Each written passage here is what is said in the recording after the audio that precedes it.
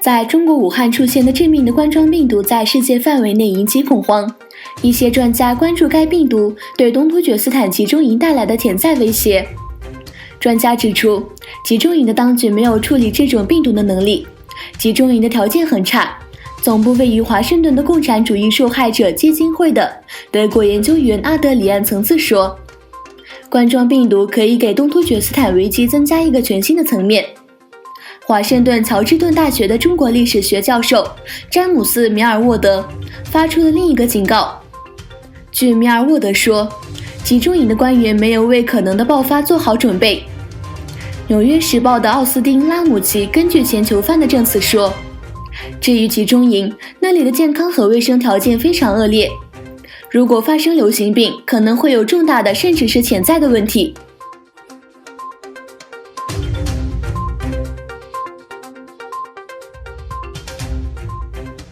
中国继续加强其在东突厥斯坦的系统性压迫政策。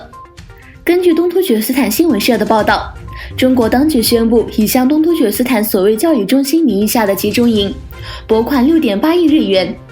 并计划在新的集中营再容纳50万人。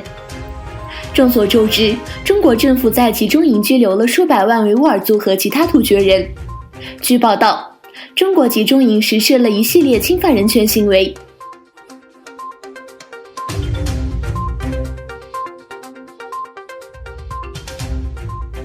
农历新年伊始，新型冠状病毒引发的肺炎疫情仍在扩散，世界各地相继采取应急防疫措施。多家中国媒体报道，从即日起，全国旅行团队游全部暂停。北京从1月27日起暂停包括出境游在内的所有旅游团队业务和机票加酒店服务。中国新华社报道，中共中央总书记习近平25日主持政治局常委会议，并宣布成立疫情工作领导小组，由政治局领导。中央向湖北等疫情严重地区派出指导组督导工作。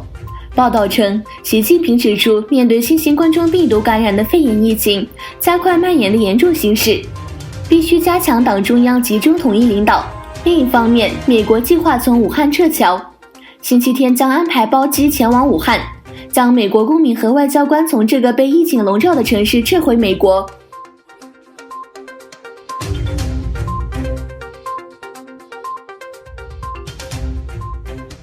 香港行政长官林郑月娥25日宣布，香港因俗称武汉肺炎的2019新型冠状病毒应变级别由严重提升至紧急，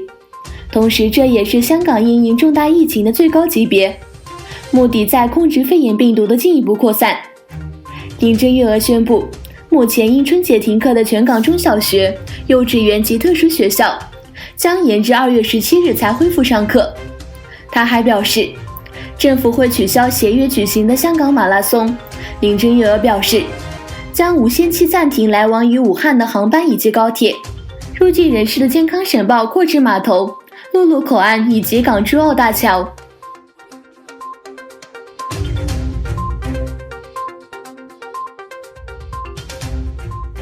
2020年1月24日，土耳其时间20点55分，埃拉泽省西武里杰县发生的6.8级地震导致的死亡人数升至31人，伤者人数为1607人。土耳其灾害与紧急状况属在地区的搜救行动仍在继续。据悉，救援行动中从废墟下共救出45人，76座建筑物坍塌。地震后，参与救援行动的国家部门和机构继续开展营救工作。土耳其在埃拉泽省共设立了3个帐篷区，搭建的帐篷数量为5000顶。有关部门通过移动大货车为灾民提供热饭。